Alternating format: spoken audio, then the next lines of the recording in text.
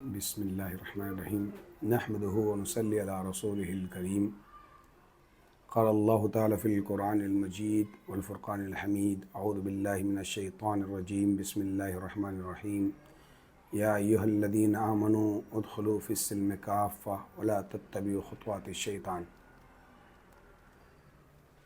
محترم ناظرین کرام، تمام قسم کی تعریفات اس وحدہ لا شریک خالق کائنات کے لیے جس نے ہمیں اشرف المخلوقات بنا کر اس روئے زمین پر بھیجا اور ہمیں اپنی عبادت اور بندگی کا حکم دیا، اور بے شمار درود و سلام ہو اس ہستی اقدس و مقدس پر جس کا نام نامی اسم گرامی جناب محمد رسول اللہ صلی اللہ علیہ وسلم ہے۔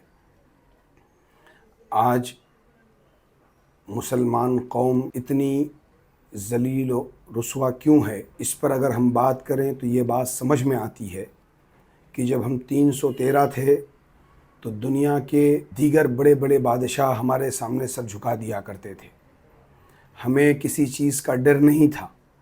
لیکن آج ہماری تعداد اتنی بڑی ہے کہ پوری دنیا میں ہم سے زیادہ تعداد کسی کی نہیں ہے، پھر بھی ہم ذلیل و خوار ہو رہے ہیں۔ آج سب سے زیادہ تعداد ہمارے پاس، سب سے زیادہ مال ہمارے پاس، اس کے بعد بھی ہم ذلیل و خوار کی زندگی کیوں گزار رہے ہیں؟ آخر اس کی وجہ کیا ہے؟ جب وجہ تلاش کرو تو یہ بات سمجھ میں آتی ہے کہ مذہب اسلام کے آنے سے پہلے جو عرب کے بدو اور چرواہے تھے ان کی کوئی عزت نہیں تھی۔ دنیا کے لوگ ان کو ان پڑھ کہا کرتے تھے، یہ کہا کرتے تھے یہ مردار کھاتے ہیں۔ یہ ان کے بیچ میں جو جنگیں چلتی تھی وہ 300 سال تک چلتی تھی۔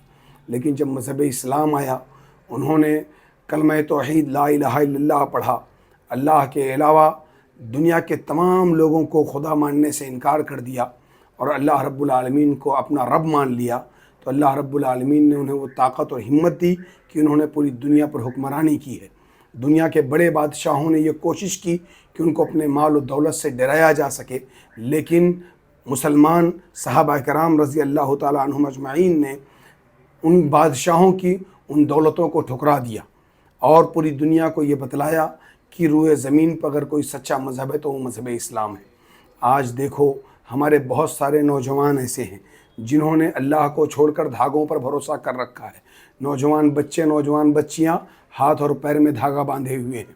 آپ مجھے بتاؤ کہ جب ان کا بھروسہ اللہ سے ہٹ کر دھاگوں پر آ جائے گا، جب ان کا بھروسہ اللہ سے ہٹ کر دنیا کی دوسری چیزوں پر آ جائے گا، تو پھر ان کے اندر وہ ہمت، وہ طاقت، وہ قوت کہاں سے پیدا ہوگی جو اللہ رب العالمین نے حضرت بلال رضی اللہ تعالیٰ عنہ کے اندر پیدا کی تھی، جو صہیب رومی کے اندر پیدا کی تھی، جو حضرت سمیہ رضی اللہ تعالیٰ عنہ کے اندر پیدا کی تھی؟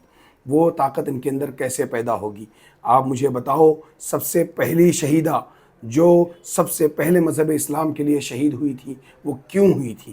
اسی لیے کہ وہ اللہ کے ساتھ کسی کو شریک کرنے کے لیے تیار نہیں تھی۔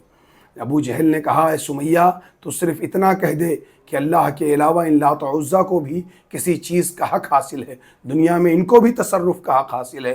جیسے آج بہت سارے لوگ یہ کہتے ہیں کہ شیخ عبد القادر جیلانی کو مردے کو زندہ کر دینے کا حق حاصل تھا، وہ مردوں کو زندہ کر دیا کرتے تھے۔ مسلمانوں غور کرو، اللہ کے نبی جناب محمد رسول اللہ صلی اللہ علیہ وسلم کے صاحبزادے وفات کے بعد ان کے ہاتھ میں ہیں اور اللہ کے نبی صلی اللہ علیہ وسلم رو رہے ہیں، آنکھوں سے اشک جاری ہیں، لیکن وہ اپنے بچے کو زندہ نہیں کر پا رہے ہیں۔ موت اور زندگی کا پروردگار صرف اللہ ہے۔ مردوں کو زندہ کرنے کا حق اور زندوں کو مارنے کا حق صرف اللہ رب العالمین کو ہے اور کسی کو نہیں ہے۔